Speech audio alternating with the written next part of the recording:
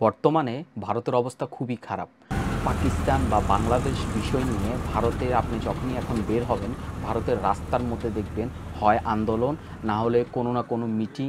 মানে ভারতে এখন আপনার রাজপথে আপনি যখন বের হবেন, দেখবেন যে মানুষ একটা আতঙ্কের মধ্যে আছে, হয় যুদ্ধ নিয়ে, না হলে বাংলাদেশের সাথে বাণিজ্যিক সম্পর্ক নিয়ে।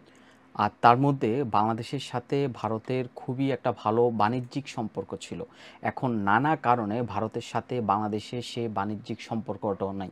ভারতের অনেক জায়গায় অনেক ব্যবসায়ী অচল হয়ে পড়ছে একমাত্র বাংলাদেশি না থাকার কারণে। বাংলাদেশি অনেক মানুষ ভারতে চিকিৎসার জন্য আসতো, এখন পার্সেন্টেজ খুবই কম যারা দেখা গেছে চিকিৎসার জন্য যায়।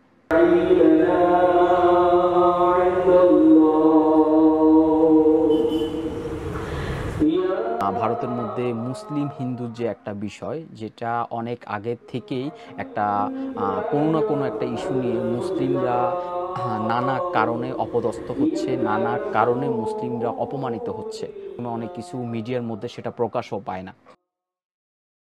আর তার মধ্যে বর্তমানে ভারতের ব্যবসায়িক সিচুয়েশান, যেটা আগে হসপিটালগুলোর পাশে মানুষ, এখন ব্যবসায়ীরা দেখা গেছে ওদের দিনের মানে খরচটা ওরা জোগাড় করতে ওদের কষ্ট হয়ে যাচ্ছে।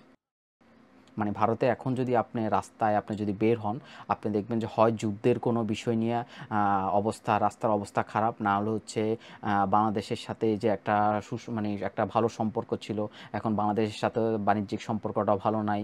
তার মধ্যে হচ্ছে আবার এর মধ্যে হচ্ছে পাকিস্তানের সাথে যুদ্ধ লেগে গেছে। মানে মোট কথা হচ্ছে পুরা একটা বাজে সিচুয়েশনের মধ্যে পড়ছে। বৈদেশিক যে একটা সম্পর্ক ছিল অন্যান্য দেশের সাথে, সেটাও এখন দেখা গেছে অনেক কিছু বন্ধ হয়ে গেছে। তার মধ্যে দেখা গেছে ওদের অনেক মানুষ এই স্টেট থেকে এই স্টেটে যাবে, ওরা আসলে নিজেরা বুঝতে পারতেছে না যে আমরা কোন স্টেটে থাকলে আমরা সেফ, যে এখানে থাকলে যে যুদ্ধের কোনো ভয় নাই এমন কোনো কিছু। অনেকে ইভেন দেশ ছাড়ার পর্যন্ত পরিকল্পনা করতেছে যে এই দেশ থেকে ওদের সমস্যা হবে বা ভালো থাকতে পারবে না।